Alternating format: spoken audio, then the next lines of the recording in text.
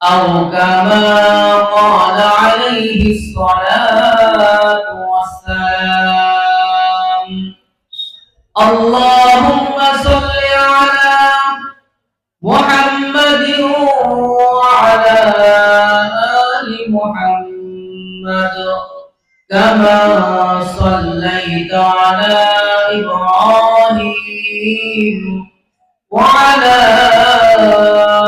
آل إبراهيم إنك حميد مجيد.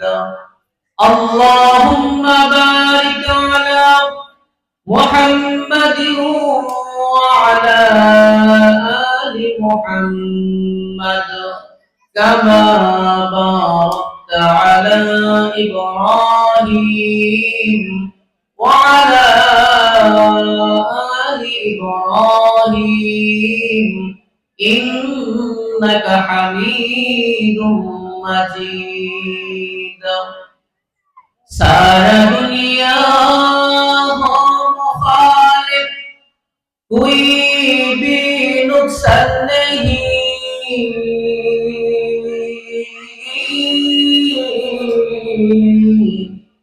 डर नहीं है, खौफ नहीं है, जब खुदा रहमान है.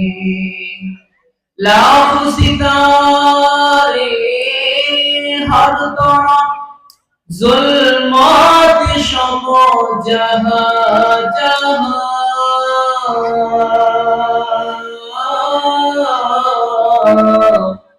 एक कुनूए अफ्ताफो दश्त दिगर बहर वबर ला इलाहा जोरे ला इलाहा इल्लल्लाह ला इलाहा इल्लल्लाह ला इलाहा इल्लल्लाह ला इलाहा इल्लल्लाह ला इलाहा इल्लल्लाह मुहम्मदुर रसूलुल्लाह सल्लल्लाहु अलैहि वसल्लम। मुअज्जज मुहताराम, আজকে ইসলামী মহাসম্মেলনের মাননীয় সভাপতি সাহেব হয়তোবা কিছুক্ষণের মধ্যে আমাদের মঞ্চে চলে আসবেন।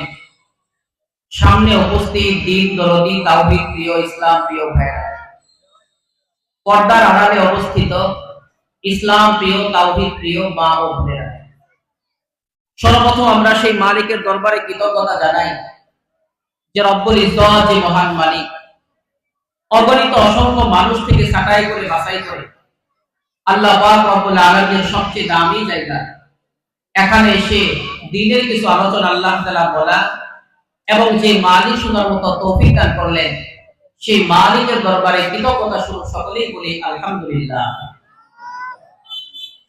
প্রিয় হাজিরিন, কোরআনে কারীম থেকে আমি একটা আয়াত তেলাওয়াত করেছি, অসংখ্য হাদিস থেকে ছোট্ট একটা হাদিস তেলাওয়াত করেছি। যদি আল্লাহ তাআলা শামিলে হাল হন, যে একটা কথা বলার সুযোগ করে দেন, তাহলে কিছু কথা বলতে পারবো ইনশাআল্লাহ। তবে একটা অনুরোধ করি সবার কাছে, আমরা ভিতরে এসে কেউ মোবাইল না চালাই। ভিতরে আসার পরে যদি ফোনই চালাই, তাহলে বাহিরে থাকা আর ভিতরে থাকা সমান। কি বলেন? একটু মনোযোগী হওয়া দরকার। প্রিয় ভাইরা আমার, তাকওয়া কাকে বলে? তাকওয়া কি জিনিস? হযরত উমর ইবনে খাত্তাব রাদিয়াল্লাহু তাআলা আনহু উবাই ইবনে কাব রাদিয়াল্লাহু তাআলাকে জিজ্ঞাসা করলেন, হে উবাই ইবনে কাব, তাকওয়া কাকে বলে তুমি আমাকে একটু বলো। বাবাজিরা কথা বলেন না, ভিতরে এসে একটু মনোযোগী হন। তো উবাই ইবনে কাব রাদিয়াল্লাহু তাআলা বললেন, তাকওয়া হলো ওই জিনিসকে বলে দুই পাশে হলো কাঁটাযুক্ত কিছু গাছ। একটু খেয়াল করেন তো আপনারা, দুই পাশে হলো কাঁটাযুক্ত গাছগুলা এমন ভাবে আছে, মাঝখানে হলো ছোট্ট একটা রাস্তা, লম্বা রাস্তা। আচ্ছা বলেন, যদি দুই পাশে কাঁটাযুক্ত গাছ থাকে, ভাই একের উপর এক সমস্যাগুলো কেমনে করবো? বিটটা কমাই দেন। দুই পাশে হলো কাঁটাযুক্ত গাছ আর মাঝখানে হলো রাস্তা। তো সুতরাং যদি কোনো ব্যক্তি ওই রাস্তা দিয়ে হাঁটতে যায়, তাহলে কি বুক ফুলায় হাঁটবে, নাকি খুব নিজেকে সংকুচ আর নিয়ন্ত্রণ করে হাঁটবে? আওয়াজ দিয়ে বলেন তো। নিজেকে নিয়ন্ত্রণ করে হাঁটবেন না কেন? যাতে করে আপনার আমার, যাতে করে দুই পাশের কাঁটাযুক্ত গাছের কোন একটা কাঁটা যেন আমার শরীরের মধ্যে বিদ্ধ না হয়, ঠিক লিখতে হবে। যাতে করে কোন একটা কাঁটা আমার জামাতে এসে না রাখতে পারে। তো সেই জন্য তো হুঁশের সাথে ওই রাস্তা দিয়ে আমি আপনি সবাই হাঁটবো, ঠিক লিখলাম। তোমার রাদিয়াল্লাহু আনহু কে ওয়াইবে কাব বললেন যে হে ওমর রাদিয়াল্লাহু আনহু, আপনি যে বলছেন তাকওয়া কাকে বলে, এটার নাম হলো তাকওয়া। তার মানে দুই পাশে কাঁটাযুক্ত গাছ থাকলে, মাঝখানে রাস্তা থাকলে একজন ব্যক্তি যেমন নিজেকে খুব নিয়ন্ত্রণ করে হাঁটে, সংকুচ করে হাঁটে, দুনিয়া তো আল্লাহ তাআলা পাক, আল্লাহ পাক রব্বুল আলামিন গোটা পৃথিবী জুড়ে রাস্তাও বানিয়েছেন, আবার কিছু কাঁটাও ছড়িয়ে দিয়েছেন, ঠিক কি না? কাঁটা কি? অটোয় চলেন, অটোয় চড়ার পরে দেখলেন শুধু আপনি একাই পুরুষ আর তিনজন হলো নারী। সুতরাং উপায়কে কাউকে বলতে চান ওই তিনটা নারী হলো তিনটা কাঁটা, আর তুমি যা আছো তোমাকে তো বেরোতে যেতেই হবে, দিতে হবে না? তিনটা নারী যা আছে তোমার চোখ যেন কখনো ওই তিনটা বেগানা মহিলার দিকে না যায়। তার মানে কাঁটা থাকলেও যেমন তুমি নিজেকে নিয়ন্ত্রণ করে হাঁটো, সুতরাং তুমি রাস্তা দিয়ে হাঁটলেও ওই সমস্ত কাঁটা যেমন দেখে ভয় পাও, তেমনি ভাবে তিনটা নারীদেরকে থেকে ভয় পেতে হবে এবং তোমাকে নিজেকে নিয়ন্ত্রণ করে হাঁটতে হবে আর চলতে হবে। বলে আজকে গোটা পৃথিবী জুড়ে গুনার সাইলাব আছে কি নাই? যেখানে যাবে সেখানে গুনার সাইলাব। কিন্তু বাজার পদ্ধতি কি? ওই যদি তাকওয়া অর্জন করতে পারেন তাহলে কাঁটা থাকতে পারে, কাঁটাযুক্ত গাছ থেকে যেমন একজন মানুষ নিজেকে নিয়ন্ত্রণ সংকুচ করে হাঁটে, সুতরাং আপনার তো আমাকে অর্জন করতে পারবেন। একটা হোটেলে বসবেন একটা চা খাওয়ার জন্য, দেখবেন সুন্দর করে একটা টেলিভিশন চলতেছে, তাই না? এখন আপনাকে নিজেকে নিয়ন্ত্রণ করবেন কেমনে? ওদিকে তাকানো যাবে না, এটাই হলো তোমার তাকওয়া। প্রিয় ভাইরা আমার, তাকওয়া যদি কোনো ব্যক্তি অর্জন করতে পারে, আল্লাহ পাক রব্বুল আলামিন তাকে কি পরিমাণ ফায়দা দিবেন। একজন ব্যক্তি তাকওয়া যদি অর্জন করতে পারে, আল্লাহ পাক রব্বুল আলামিন কে যদি কোনো ব্যক্তি ভয় করতে পারে, আল্লাহ পাক রব্বুল আলামিন তাকে এক নাম্বার ফায়দা উপকার দিবেন। সূরা আনফালের 69 নম্বর আয়াত আল্লাহ পাক রব্বুল আলামিন ফরমান, ওয়াত্তাকুল্লাহ ইন্নাল্লাহা গফুরুর রহিম। আল্লাহ পাক রব্বুল আলামিন দুনিয়ার শুরু থেকে নিয়ে কিয়ামত সংঘটিত হওয়া পর্যন্ত যত মানুষ আল্লাহ পাক রব্বুল আলামিন দুনিয়ার বুকে পাঠাবেন এবং যারা বর্তমানে আমরা আছি এবং যে সমস্ত মানুষগুলা কিয়ামতের আগ পর্যন্ত দুনিয়াতে আগমন করবে, আল্লাহ পাক রব্বুল আলামিন বলে দিলেন, বান্দারে তোমরা যদি আল্লাহ পাক রব্বুল আলামিনকে ভয় করতে পারো, তাহলে আল্লাহ পাক রব্বুল আলামিন হচ্ছেন ক্ষমাশীল দয়ালু। তার মানে রব্বুল আলামিন বলতে চান, ও নামওয়ালার মানুষরা, তোমরা যদি আল্লাহ পাক রব্বুল আলামিনকে ভয় করতে পারো, আল্লাহ পাক রব্বুল আলামিন তোমাদের জিন্দেগির সব গুনাহগুলো মাফ করে দিবে। দুই নাম্বার তাকওয়া অর্জন করলে আপনার আমার কি পরিমাণ লাভ হবে? সূরাতুল তালাকের 4 নম্বর আয়াতে আল্লাহ পাক রব্বুল আলামিন দুনিয়ার সমস্ত মানুষদেরকে বলে দিলেন, বান্দারে তোমরা যদি আল্লাহ পাক রব্বুল আলামিনকে ভয় করতে পারো, তাহলে তোমাদের কি পরিমাণ লাভ হবে তিনি সূরা তালাকের 4 নম্বর আয়াতে বলে দিলেন, ওয়া মান ইয়াত্তাকিল্লাহা ইয়াজআল লাহু মিন আমরিহি ইউসরা। আল্লাহ পাক রব্বুল আলামিন সমস্ত মানুষদেরকে উদ্দেশ্য করে বলেছেন, যে ব্যক্তি আল্লাহ পাক রব্বুল আলামিনকে ভয় করবে, আল্লাহ পাক রব্বুল আলামিন তার সমস্ত কঠিন বিষয়গুলোকে সহজ করে দিবে। মুসলমান বলতে চায়, একজন ব্যক্তি ব্যক্তির বাড়িতে যদি একজন ব্যক্তির নামে কেস হয়, একজন ব্যক্তির নামে যদি মামলা হয়, বলে এটা মুসিবত কি মুসিবত নাই, আওয়াজ দিয়ে বলে একজন ব্যক্তি কেসে পড়া, মামলা মোকদ্দমায় পড়ে যাওয়া, এটা মুসিবতের জিনিস কিনা, কঠিন বিষয় কিনা? আপনার পরিবারের মধ্যে চারটা ছেলে আর মেয়ে, দুটা ছেলে আর দুটা মেয়ে ঘরের মধ্যে বসবাস করে।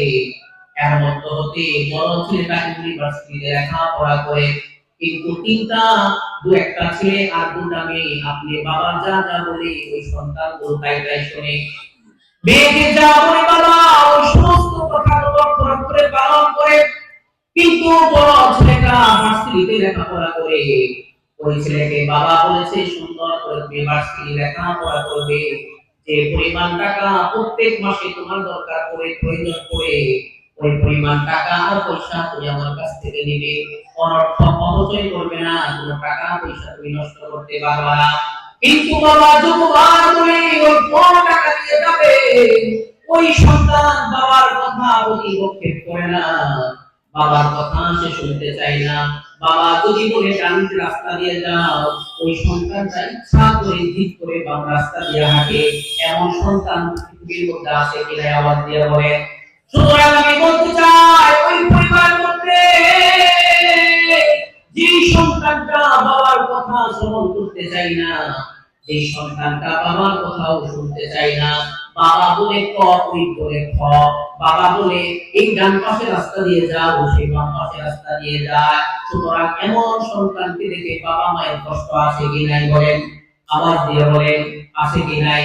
সুতরাং বোঝা যায় পরিবারের মধ্যে একজন ছেলে যদি কথা না শুনে, তাহলে ওই মার বাবার জন্য এটা মুসিবত হয়ে দাঁড়ায়, কঠিন হয়ে দাঁড়ায়। আল্লাহ পাক রব্বুল আলামিন বলে এমন হাজার হাজার সমস্যায় তোমার পরিবারের সদস্যদের মধ্যে হতে তোমার বড় সন্তান কথা শুনে না, সুতরাং তুমি এই সমাধান করতে গেলে বা এটা একটা কঠিন বিষয়। এমন ভাবে একটা পরিবারের মধ্যে, সমাজের মধ্যে যদি আপনারা বিরক্ত করি, তাহলে দেখতে পারবো অনেক পরিবারের মধ্যে একটা মেয়ে বয়স হয়ে গেছে 24-25 বছর বয়স, 24 থেকে 25 বছর বয়স হয়ে গেছে, তার যে ছোট ছোট কন্যাদের এলাকার মধ্যে বিবাহ হয়ে গেছে। কিন্তু এলাকার মধ্যে যদি আপনার এলাকায় কিছু পরিবারের সদস্যদেরকে এমন ভাবে পাওয়া যায় যে মেয়েটা 25 বছর বয়স হয়ে গেছে, এখনো তার বিবাহ হয় না, ওই বাবাটাকে যদি আপনি জিজ্ঞাসা করেন বাবা আপনার কেমন লাগতেছে, আপনি বলেন, তখন তার বাবা বলে এমন একটা কঠিন অবস্থা আমার পার হচ্ছে, আপনি জানেন আমার মেয়ের যে নিম্ন মানের বয়সে 18-19 বছরের মেয়েটার বুকের বিবাহ হয়েছে জামাই নিয়ে আমল করে, কিন্তু আমার মেয়েটার বয়স হয়েছে 25, এরপর বিবাহ দিতে পারতেছি না। মুসলমান বলতে চায় যে বাবার ঘরের মধ্যে ওই বড় সন্তান মেয়েটাকে বিবাহ দিতে না পারে, ওই বাবার কি পরিমাণ কষ্ট বলেন, অনেক পরিমাণ কষ্ট লাগে, যে কষ্ট মানুষকে বলতেও পারে না, আবার নিজে বুকের ভিতরে চাপা দিয়ে রাখতে পারে না। আল্লাহ পাক রব্বুল আলামিন সমস্ত কষ্ট পাওয়া বাবাদেরকে ডেকে ডেকে বলেন, ও বান্দা তুমি কষ্ট পাচ্ছ, তোমার মেয়ের বিবাহ হয় না, মানুষকে বলার দরকার নাই, মানুষকে বলার দরকার নাই। সূরা তালাকের 4 নম্বর আয়াতে আল্লাহ পাক রব্বুল আলামিন সমস্ত কঠিন বড় বড় বিপদে মুসিবতে পড়নেওয়ালা ব্যক্তিদেরকে আল্লাহ পাক রব্বুল আলামিন ডেকে ডেকে বলেন, ওয়া মান ইয়াত্তাকিল্লাহা ইয়াজআল লাহু মিন আমরিহি ইসরা। আল্লাহ পাক রব্বুল আলামিন বলেন, যে ব্যক্তি মালিক আল্লাহ, আল্লাহ পাক রব্বুল আলামিনকে যে ব্যক্তি পরিপূর্ণ ভয় করতে পারবে, যে ব্যক্তি আল্লাহ পাক রব্বুল আলামিনকে ভয় করবে, আল্লাহ পাক রব্বুল আলামিন তার সমস্ত কঠিন বিষয়গুলোকে সহজ বানিয়ে দিবে। আওয়াজ দিয়ে বলেন, সহজ কে বানিয়ে দিবে? যদি আল্লাহ তাআলা সহজ করে দেন, তাহলে কোনো কঠিন কঠিন মনে হবে? সবগুলো সহজ। কেমন সহজ? এমন সহজ যেটা আমার কাছে হাজার টাকার কঠিন মনে হতে পারে, কিন্তু আল্লাহ তাআলা বলে একটা ট্যাবলেট তোমাকে দিয়ে দিলাম, একটা জিনিস তোমাকে দিয়ে দিলাম, তুমি এই ট্যাবলেটটা খেতে পারো, একটা কাজ করতে পারো, আমি আল্লাহ তাআলা তোমার সমস্ত কঠিন বিষয়গুলোকে সহজ রূপান্তরিত করে দেব। সুবহানাল্লাহ।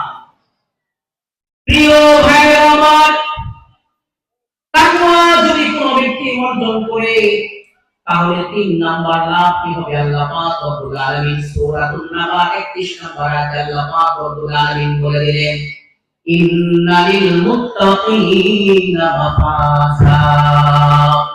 আল্লাহ পাক রব্বুল আলামিন দুনিয়া শুরু থেকে নিয়ে কিয়ামত সংঘটিত হওয়া পর্যন্ত যত মানুষ দুনিয়ার আগমন করবে, আল্লাহ পাক রব্বুল আলামিন দুনিয়ার সমস্ত মানুষদেরকে উদ্দেশ্য করে বলে দিলেন, সমস্ত মানুষদেরকে আল্লাহ পাক রব্বুল আলামিন উদ্দেশ্য করে বলে দিলেন, তুমি মনে করো একজন মেম্বার হয়েছে, মেম্বার মনে করে আমি মেম্বার হয়েছি, আমি সফলতা অর্জন করেছি, কয় না না না।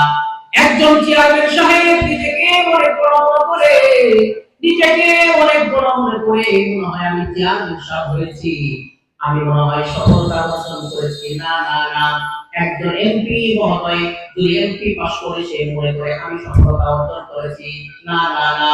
একজন প্রতিমন্ত্রী তাকে যদি আপনি জিজ্ঞাসা করেন, জিজ্ঞাসা করলে ওই ব্যক্তি বলবে আমি প্রতিমন্ত্রী হয়েছি, সুতরাং আমি মনে হয় সফলতা অর্জন করেছি।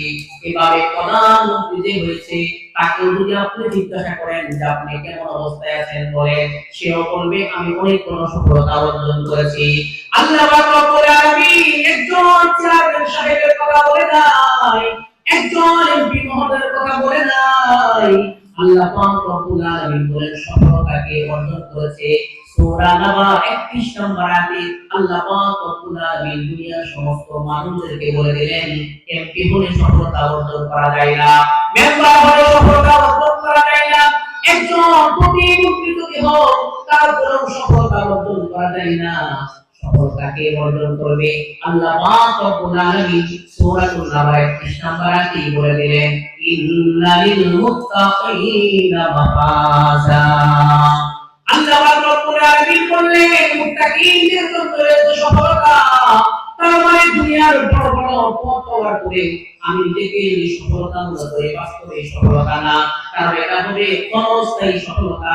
কিন্তু তাকওয়া অর্জন যে ব্যক্তি আল্লাহ পাক রব্বুল আলামিনকে ভয় করতে পারবে, ওই ব্যক্তি হলো আসল সফলতা। ঠিক কি না? প্রিয় ভাইরা আমার, এখন আমাদের দরকার তাকওয়া তো বুঝলাম, তাকওয়া অর্জন করলে অনেক লাভ শুনলাম।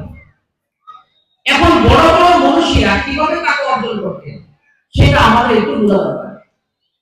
ইমাম আযম আবু হানিফা রাহমাতুল্লাহ আলাইহি উনি কাপড়ের ব্যবসা করতেন। তো একদিন হঠাৎ করে আকাশ মেঘাচ্ছন্ন হয়ে গেল। আকাশ যখন মেঘাচ্ছন্ন হয়ে গেল, হয়ে যাওয়ার সাথে সাথে ইমাম আযম আবু হানিফা রাহমাতুল্লাহ আলাইহি তার দোকানটাকে বন্ধ করে দিলেন। দোকানটা বন্ধ করে দিয়ে তিনি পা পা হাঁটি হাঁটি করে বাড়ির দিকে যাচ্ছেন। তার পাশে এক দোকানওয়ালা বলে, ও নোমান। ইমাম আযম আবু হানিফা রাহমাতুল্লাহ আসল নাম হলো নোমান ইবনে সাবিত। তো তার ওই নামই তিনি রাখেন, হে নোমান কোথায় যাও? সে বলল যে আমি বাড়িতে যাচ্ছি। তো উনি বললেন কেন? কয় দেখো আকাশ মেঘাচ্ছন্ন হয়ে গিয়েছে, সেজন্য আমি বাড়িতে যাচ্ছি। প্রিয় ভাইরা আমার, ওই ব্যক্তি যখন ডেকে বলল নোমান কোথায় যাও, ইমাম আযম আবু হানিফা রাহমাতুল্লাহ আলাইহি তিনি সুন্দর করে ব্যক্তির উত্তর দিয়ে দিলেন, দেখো না আজকে আকাশটা মেঘাচ্ছন্ন হয়ে গিয়েছে। আকাশ যখন মেঘাচ্ছন্ন হয়ে যায় তখন কিছু অন্ধকার আমার দোকানের ভিতরে প্রবেশ করে।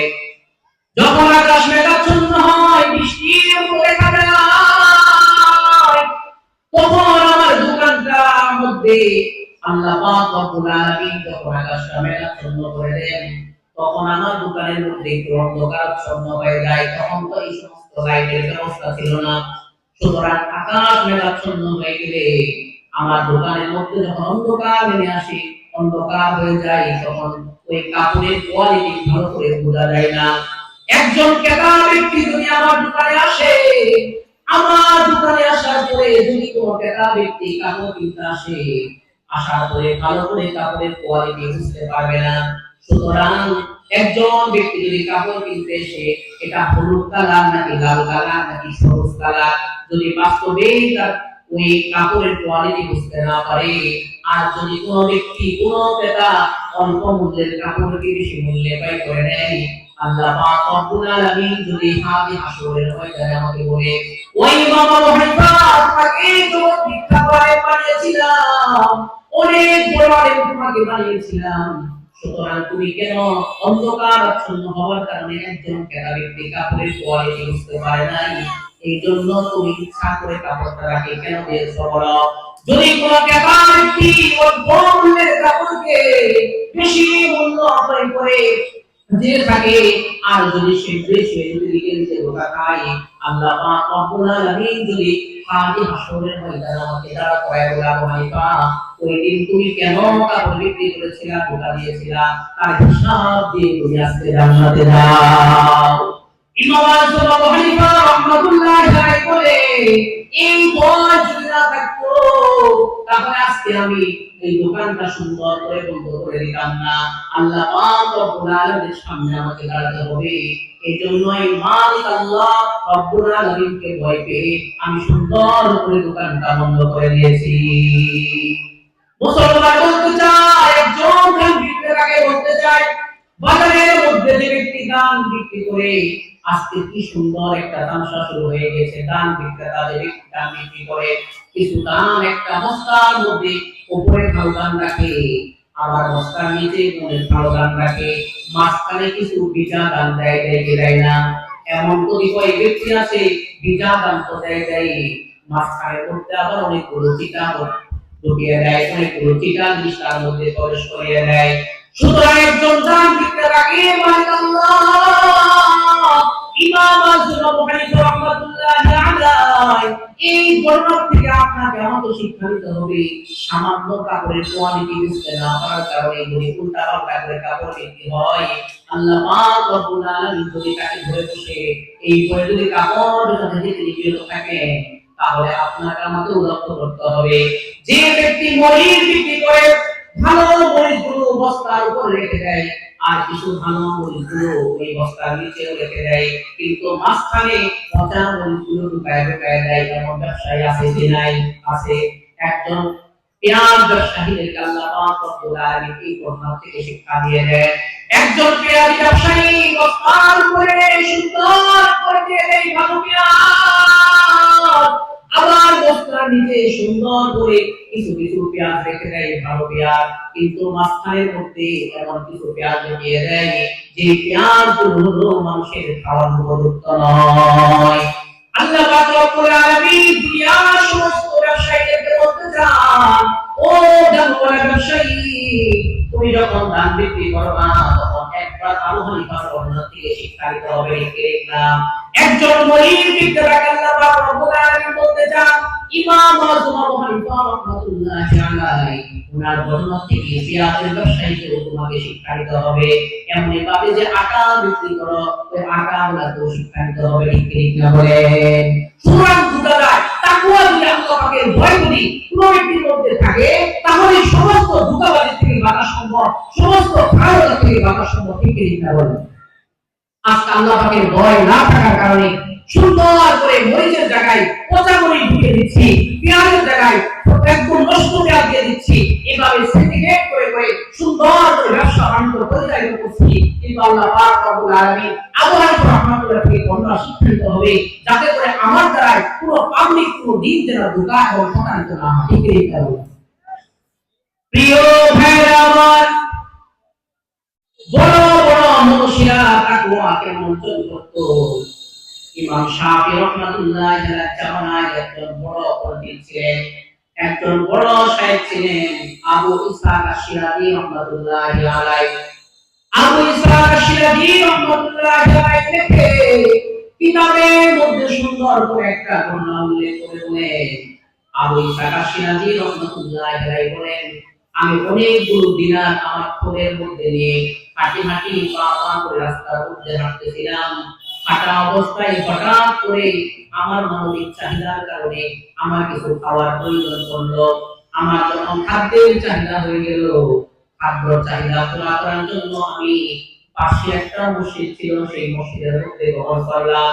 মসজিদের মধ্যে গমন করে সামান্য পরিমাণ একটু খাদ্য আমি গ্রহণ করলাম। সামান্য পরিমাণ খাদ্য গ্রহণ করার পরে মসজিদ থেকে সুন্দর করে আবার পা পা হাঁটি হাঁটি করে মসজিদ থেকে বের হয়ে আসলাম। কিছু দূর যখন আগমন করে কিছু রাস্তা যখন অতিক্রম করে রাস্তার মাঝে মাঝে যে যাই, এমন অবস্থায় হঠাৎ করে আমার মনে পড়ে যায়, মনে হয় আমার থলের মধ্যে যে সমস্ত দিনার ছিল এর মধ্যে হতে মনে হয় একটা দিনার মসজিদের মধ্যে রেখে আসছি। সুতরাং আমি আবার মসজিদে যাই, যাওয়ার পরে দেখতে হবে দেখে আসে কিনা। আবু ইসহাক আশ-শিরাজি রাহমাতুল্লাহি আলাইহি সুন্দর করে পা পা হাঁটি হাঁটি করে তিনি মসজিদের মধ্যে আগমন করলেন।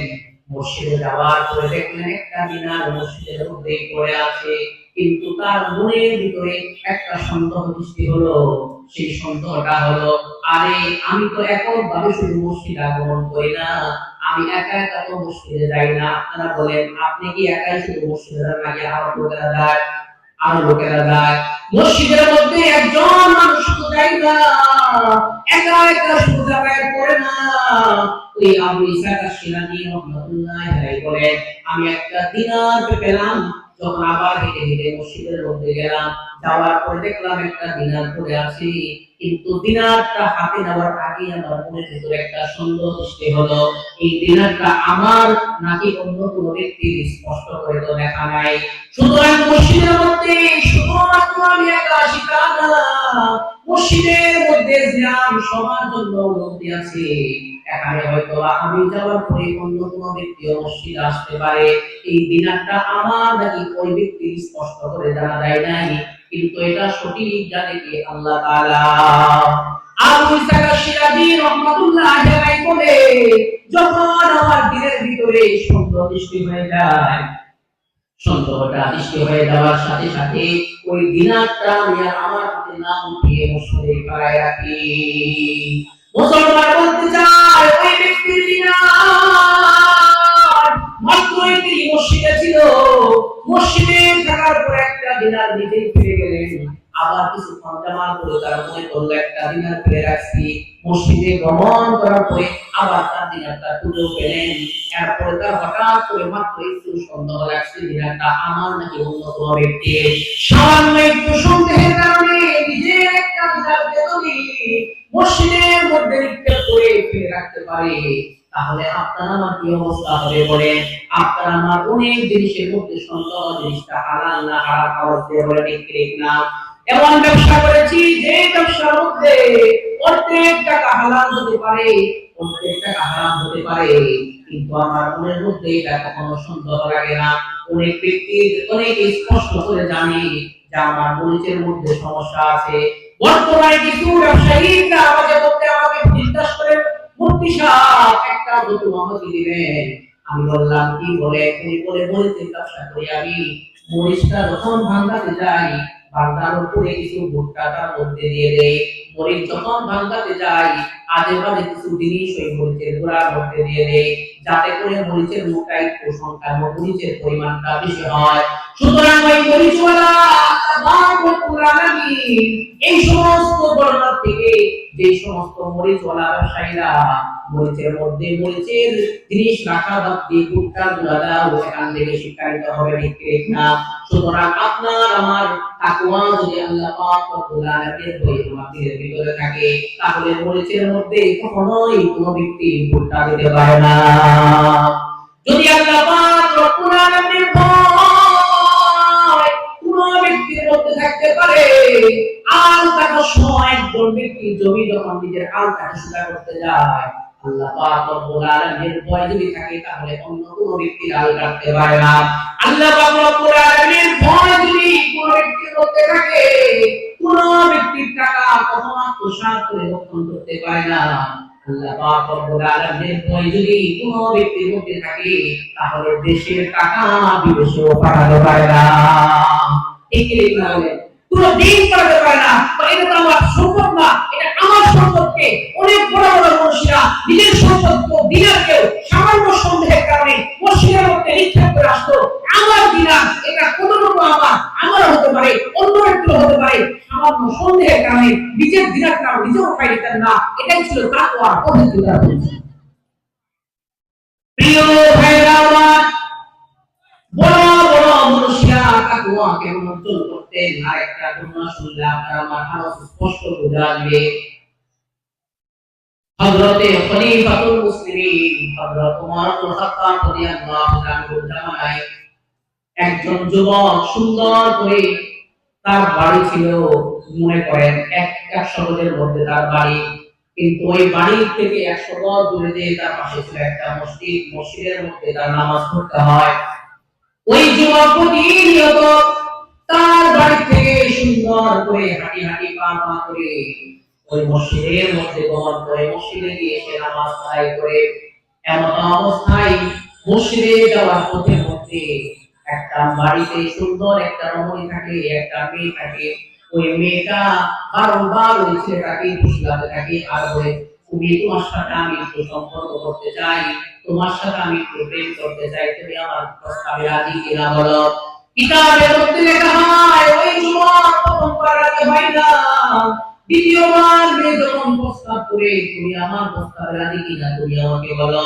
ওই মেয়েটা এইবার, ছেলেটা এইবার বলে, তোমার প্রস্তাবে আমি রাজি নই, তোমার সাথে আমি অবৈধ সম্পর্কে জড়িত হতে পারবো না। সুতরাং তৃতীয়বার মেয়ে ওই ছেলেকে প্রস্তাব করে। তৃতীয়বার যখন প্রস্তাব করে তখন সে ছেলেটা বলে, আমি তোমার সাথে অবৈধ সম্পর্কে লিপ্ত হতে পারবো না। আল্লাহ পাক রব্বুল আলামিন নিষেধ করেছেন, সুতরাং তোমার সাথে অবৈধ সম্পর্ক আমি করতে পারবো না। এবারে কিছুদিন যখন অতিক্রান্ত হয়ে যায়, হয়ে যাওয়ার পরে একজন মানুষ যখন বারংবার একজন মানুষকে ফুসলাতে থাকে, তখন মানুষের দিলটা এমনি নরম হয়ে যায়, ঠিক না? একবার নয়, দুইবার নয়, তিনবার নয়, অনেকবার যখন মেহনত করার পরে, দীর্ঘদিন সাধনা করার পরে ছেলেটাকে বশ করে ফেলে। ওই ছেলেটা যখন আস্তে আস্তে তার অনুসারী হয়ে যায়, একদিন মেয়েটা ছেলেটাকে প্রস্তাব করে, জানো তোমার সাথে দীর্ঘদিন হয়ে গেল আমার সম্পর্ক গড়ে উঠেছে, তোমার সাথে আমি একটু ঘুরতে চাই। বর্তমান জামানায় ছেলে মেয়ে রিলেশন থাকলে, সম্পর্ক থাকলে একটা বাইক পরিপূর্ণ ট্যাঙ্কি ভর্তি তেল নিয়ে ঘুরতে যাইতে যায় না। কেউ আছে নতুন কিনাতে যায়, কেউ আছে আপনার দিতে যায়। তেমনি ভাবে ওই ছেলে মেয়ে প্রস্তাব করে দিল, তোমার সাথে দীর্ঘদিনের সম্পর্ক, তুমি আমার সাথে একটু যাবে কিনা ঘুরতে। উনি অনেক দিন পরে